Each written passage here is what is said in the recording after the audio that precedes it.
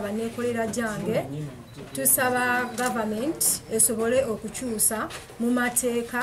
agatagetinga fa abakyala baneeko kubanga bw'otunulira amateeka ago gafuwelinga obukyayi mu communities gye tukolera ne mu communities gye tubeera era amateeka ago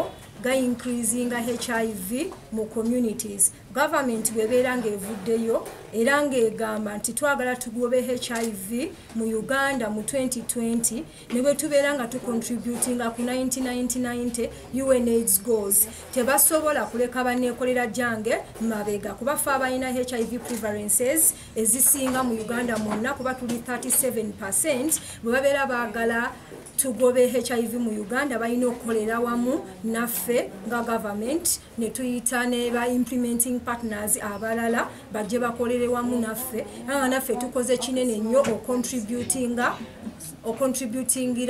contributinga ku HIV tukebezeza abakyala tubatadde ku ddagala abatanaba kufuna bulwadde tutaddewo programs na activities eza prevention balime kufuna bulwadde n'okubusiiga aba clients baabwe so omulanga government eveyo ekole naffe bwe neetuleka fe abakyala abali vulnerable mabega ate nga fe abasinza HIV prevalences kitegeeza tetujja kutuuka ku kigendererwa ekyogoba HIV mu Uganda mu 2030 ba sex workers betuba nga tebatadde mu programs tetwagala batu planningire tetwagala batuteeseze twagala batuyite tutule ku mmeeza emu nabo tuteese kuba ffe abamanyi ebizibu byaffe era ffe abamanyi obwetaavu bwaffe batu engaging meaningfully kubikwatagana ku HIV mu ggwanga tuteeseze wamu tusobole okugoba HIV 2030 bakyuse n'amateeka gaabwe etteeka erya HIV Prevention and Control Act weeriri ya petitioningibwa emyaka giringa ena tetulina kye twali tuzeemu kuwulira etteeka eryo lirina obuwayiro bungi obudiscriminating omuntu omulwadde wa HIV neyanziza ziti zaffe okuva ku street mabaana nabo gye tukolera so tugamba tutandike tugifuule ddala ebeerenga ekimu ku semantic area yaffe emirimu gyaffe gye tukola ey'okwempowering aba members economically nga mukyo twagamba tujja kufuna ssente naye waliwo emirimu gy'oyinza okutandika okuseza small capital oba oluusi na bwongo obwo n'amagezi yadde nga tugenze mu ssomero oba yadde kugenze mu ssomero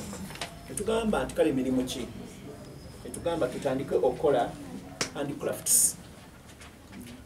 zino ziba just skill not providing a skill most of the time na knowledge how to make beads how to make candles